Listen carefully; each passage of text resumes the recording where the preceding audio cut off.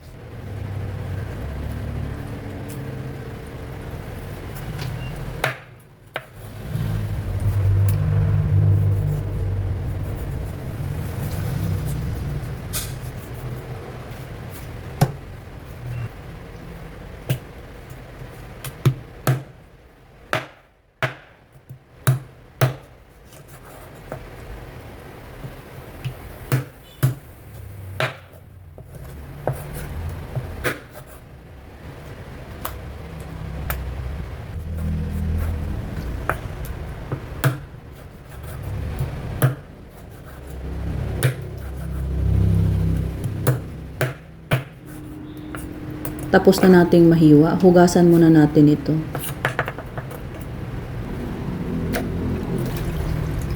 Yan, napaka puting-puti yung kanyang laman.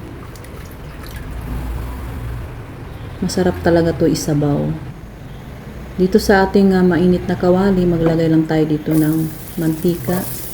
Igisa na natin dito yung sibuyas at luya.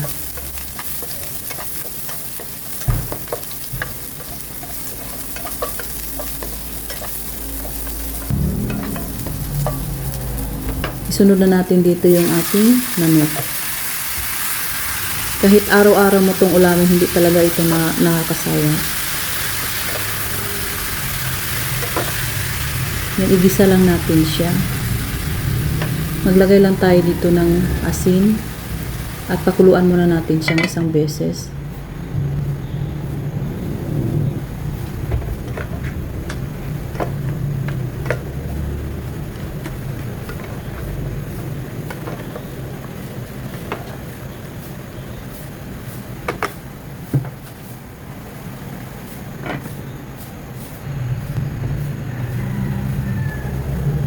Maglagay ako dito ng tanglad at saka chicken cubes dahil ito yung nagpapasarap sa atin at nagpapabango, ang tanglad.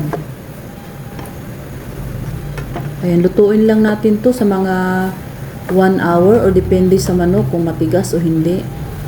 Pero dahil bata lang itong ating manok, madali lang itong maluto. So nagdagdag lang ako dito ng mainit na tubig. Mabango siya dahil meron tanglad. Ayan, malambot na yung ating manok. Ilalagay ko na dito yung ating papaya. Mas masarap kapag papaya ang ilagay natin dahil matamis-tamis. Kung ikaw ay bago ka pa lang dito sa aking YouTube channel, huwag mong kalimutan pindutin yung ating bell button para palagi kayong updated sa ating mga napakasimpleng ulam. Magdagdag lang ako ng tubig dahil konti na lang yung tubig niya. And lutuin lang natin itong papaya. Ayan, at malambot na yung ating papaya. Napakabango yung ating tanglad. Ito yung nagpapawala ng langsa. Tikman natin. Sarap talaga yung sabaw niya, matamis. Maglagay lang ako dito ng dahon ng sili. At maglagay rin ako ng siling labuyo para medyo may anghang yung ating sabaw. Ayan, at luto na ang ating native chicken tinola. Napakabango nito. Ayan, at isi-serve na natin ito dahil nakakatakam na yung ating ulam.